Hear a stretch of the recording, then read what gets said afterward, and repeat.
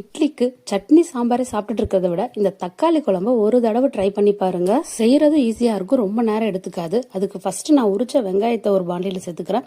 இது தக்காளி குழம்புன்றதால தக்காளி ஒரு 7 தக்காளி எடுத்துருக்கேன். நாங்கள் ஒரு 5 பேர் இருக்கோம். இது போதும்.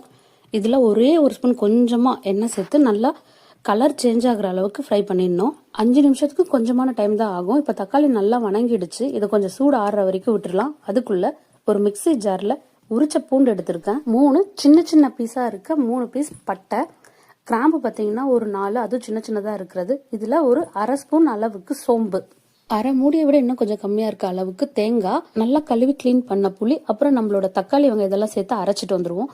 அடுத்து பாத்தீங்கன்னா ஒரு வானல்ல எண்ணெய் சூடானதுக்கு அப்புறம் அதுல கடுகு, கொஞ்சமா கருவேப்பிலை, நம்ம இப்ப தக்காளி வெங்காயம் தேங்காய் எல்லாம் போட்டு அரைச்சிருக்கோம்ல அந்த பேஸ்ட் இதோட சேர்த்துருவோம். கூடவே ஜாரை வாஷ் பண்ணி தண்ணி நிறைய சேர்த்துக்கோங்க. இது கொஞ்சம் நல்லா கொதிக்கணும். அடுத்து காரத்துக்கு 1 ஸ்பூன் மிளகாய் தூள், 2 ஸ்பூன் அளவுக்கு கொத்தமல்லி தூள், 1/4 ஸ்பூன் அளவுக்கு மஞ்சள் தூள், அப்புறம் உப்பு எனக்கு தேவையான அளவு போட்டிருக்கேன். கொஞ்சமா பெருங்காயம், இதெல்லாம் போட்டு கலந்துட்டு நீங்க டேஸ்ட் பண்ணிக்கோங்க. இப்போ உங்களுக்கு உப்பு காரம் தேவைன்னால ஆட் பண்ணிக்கோங்க.